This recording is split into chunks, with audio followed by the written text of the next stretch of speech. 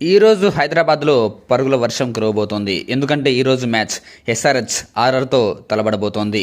రెండు టీంలో power హిట్టర్లు, power బ్యాట్స్మెన్లు ఉన్నారు కాబట్టి అభిమానులకైతే కావాల్సినంత ఎంటర్టైన్మెంట్ లభించడం గ్యారంటీ.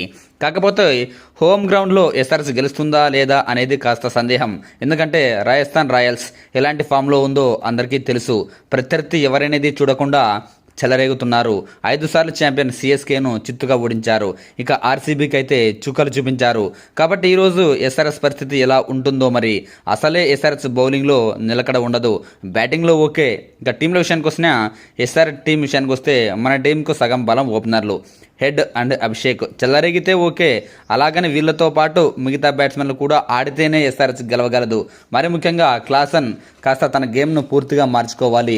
స్ట్రైక్ రేట్ మరీ దారుణంగా ఉంది లాస్ట్ మ్యాచ్లో. కాబట్టి ఈ మ్యాచ్లో పూర్తిగా పాజిటివ్గా బ్యాటింగ్ చేస్తే ఓకే.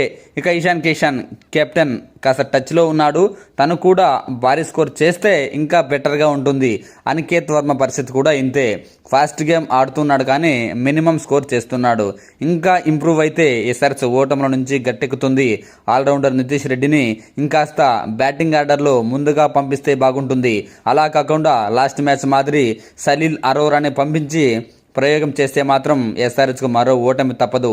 ఇలా బ్యాట్స్మెన్లు స్కోర్ చేస్తున్నారు కానీ మ్యాచ్ గెలిచే స్కోర్ చేయడం లేదు. కాబట్టి ఈ మ్యాచ్లో ఆ లోపాలను సరిచేసుకుంటే ఓకే. ఇక బౌలింగ్ గురించి చెప్పాలంటే ఈ ఐపీఎల్లో నిలకడ లేని బౌలింగ్ ఏదైనా ఉందంటే అది ఎస్ఆర్హెచ్దేమో అనిపిస్తుంది. ఎందుకంటే ఇప్పటికే 2 సార్లు 200+ స్కోర్ను కాపాడలేకపోయింది. కేకేఆర్పై బాగానే బౌలింగ్ వేశారు. ఆ తర్వాత బౌలింగ్ పూర్తిగా గతి తప్పింది. హర్ష దూబే అద్భుతంగా బౌలింగ్ వేస్తుంటే హర్షల్ పటేల్, ఎహ్సాన్ మలింగా, జయదేవ్ ఉనాద్కట్ భారీగా పరుగులు ఇస్తున్నారు. ఈ పెద్ద సమస్య నుంచి ఎస్ఆర్హెచ్ బయట పడితేనే మ్యాచ్ గెలవగలదు. మరి చూద్దాం ఈసారి మన వాళ్ళ ఆడతీరు, ముఖ్యంగా బౌలింగ్ ఎలా ఉంటుందో. ఇక రాజస్థాన్ రాయల్స్ విషయానికి వస్తే టేబుల్ టాపర్గా కొనసాగుతోంది. 4 మ్యాచ్లు ఆడితే 4 మ్యాచ్లు గెలిచి తిరుగులేని టీంగా వెలిగిపోతోంది. ఈ టీంకు ప్రధాన బలం ఓపెనర్లు యశస్వి జైస్వాల్, వైభవ్ సూర్యవంశీ. రాజస్థాన్ రాయల్స్ గెలుపులో వీళ్ళది కీ రోల్. ఇంకా చెప్పాలంటే 70% మ్యాచ్లు వీళ్ళ వల్లే గెలుస్తోంది అనిపిస్తోంది. ప్రత్యర్థి జట్లపై ఏమాత్రం కనికరం లేకుండా వీళ్ళిద్దరూ చెదరేగుతున్నారు. మ్యాచ్లను పూర్తిగా వన్ సైడెడ్గా మారుస్తున్నారు.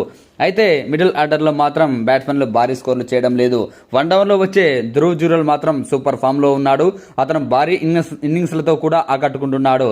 రాజస్థాన్ బలం టాప్ 3 బ్యాట్స్మెన్లే.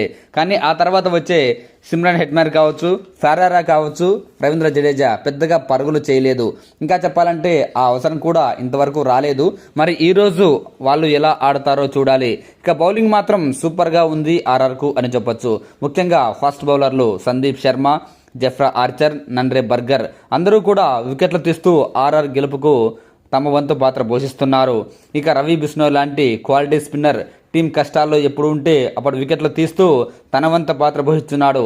అతనికి రవీంద్ర జడేజా నుంచి మంచి సపోర్ట్ లభిస్తోంది. ఇలా ఆర్ఆర్ బ్యాటింగ్ బౌలింగ్లో బలంగానే ఉంది. టీంలు ఇలా ఉంటే ఈ మ్యాచ్కు సంబంధించి మరో ఇంట్రెస్టింగ్ విషయం ఏంటంటే అభిషేక్ శర్మ వర్సెస్ సూర్యవంశీ కాంటెస్ట్. ఎందుకంటే సూర్యవంశీ నిలకడగా చెలరేగుతుంటే అభిషేక్ శర్మ కూడా లాస్ట్ మ్యాచ్లో రెచ్చిపోయాడు. కాబట్టి వీళ్ళిద్దరిలో ఎవరిది పై చేయి అవుతుందా అని అభిమానులు ఆసక్తిగా ఎదురు చూస్తున్నారు. ఒకటైతే వాస్తవం, మ్యాచ్ ఎవరు గెలిచినా ఎవరు ఓడిపోయినా అభిమానులకైతే పరుగుల ప్రవాహంలో కొట్టుకొని పోతారు.